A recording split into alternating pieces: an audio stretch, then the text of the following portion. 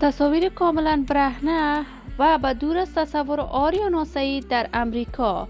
آریانا سعید آیا به واقعیت از اسیب سعید نامزدش جدا شده است؟ کاربار عجیب و باور نکردنی آریانا سعید در امریکا و گفته های تازه خواهرزاده‌اش. من در این ویدیو پیرامون حقایق همین ماجرا خواهم پرداخت. پس در ادامه با کانال دنیا اینفو باشید.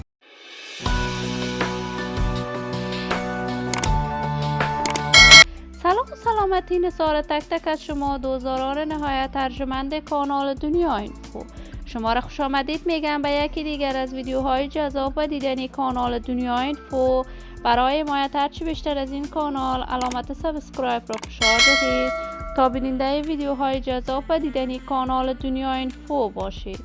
آریانا سعید هنرمند خوب افغان، یکی از صداهای ماندگار و سریع در هنر موسیقی افغانستان، علاقمندان و طرفداران خاص خودش را داشته است.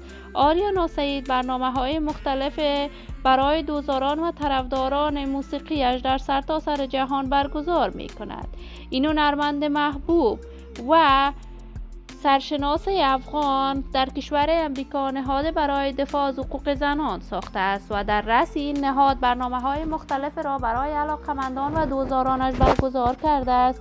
این روزها تصاویر آریانا سعید به شکل دیگری در صفحات مجازی منتشر می شود که در حالت برهنه در رستوران‌های در امریکا زندگی می کند و به همین دلیل اسیب سعید نامزدش از وی جدا شده است. افشای حقایق و رازهای پشت پرده کنسرت‌های جنجالی آریانا سعید در امریکا و اشتراک آریانا سعید در برنامه‌های مختلف موسیقی افغان‌ها و مردم دیگر کشور در سرتاسر جهان بار انتقادات را بارها برای وی به همراه داشته است. ولی آریانا سعید هنرمند تک صدای افغانستان بوده است. کارهای هنریش مورد حمایت گسترده قرار می‌گیرد.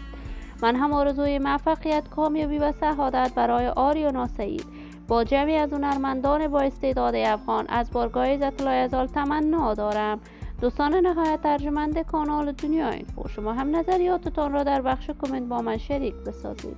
این ویدیو را با علاقه‌مندان و دوستان بانو آریانا سعید به اشتراک بگذارید. برای حمایت هرچی بیشتر از کانال دنیا اینفو علامت سابسکرایب را فشار دهید تا ویدیوهای دیگر کانال من را از دست ندهید. تا درودی دیگر تک تک از شما نازنینان خوب کانال دنیا اینفو را بلای من نان سپرده موفق و کامیاب باشید.